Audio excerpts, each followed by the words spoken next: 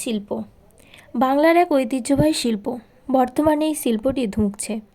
একটা সময় ছিল যখন পুজো আসার মাস দুয়েক আগে থেকেই ব্যস্ততা তুঙ্গে উঠত তাঁত শিল্পীদের, কিন্তু বর্তমানে সেসব এখন ধূসর অতীত। গত কয়েক দশক ধরে ধুঁকছে বাংলা তাঁত শিল্প। তাঁত শিল্প বাংলার এক ঐতিহ্যবাহী শিল্প।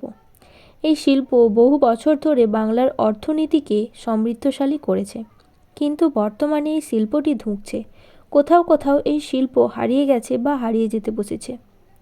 বর্তমানে রেডিমেড টেক্সটাইলের দুনিয়ায় মানুষ আধুনিক মেশিনে তৈরি, দামে কম ও দেখতে সুন্দর কাপড়ের প্রতি ঝুঁকেছেন।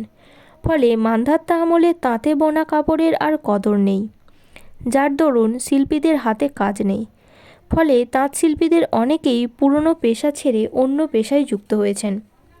তবে কিছু বয়স্ক শিল্পী এখনও তাদের পুরনো পেশাকেই আঁকড়ে ধরে রেখেছেন।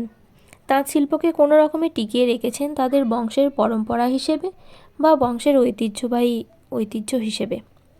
এই ঐতিহ্যবাহী হস্তচালিত তাঁত শিল্পের পুনরুজ্জীবন ঘটাতে হলে তাঁত শিল্পে আধুনিক প্রযুক্তির ব্যবহার দরকার শিল্পীদের আধুনিক মানের প্রশিক্ষণ, আর্থিক সহযোগিতা সহ তাঁতে উৎপাদিত বস্ত্র সামগ্রীর বাজার ব্যবস্থাপনার মতো সুযোগ সুবিধা প্রদান। কাজের জন্য একটি গ্রামে যাওয়ায় সেখানে দেখি এই পাড়াতে অনেকগুলো পরিবারই তাঁত বুনছে। দেখতে পেয়ে একটি ভিডিও করে নিলাম। ইনি সেই সময় তাঁত বুনছিলেন, শাড়ি বানাচ্ছিলেন।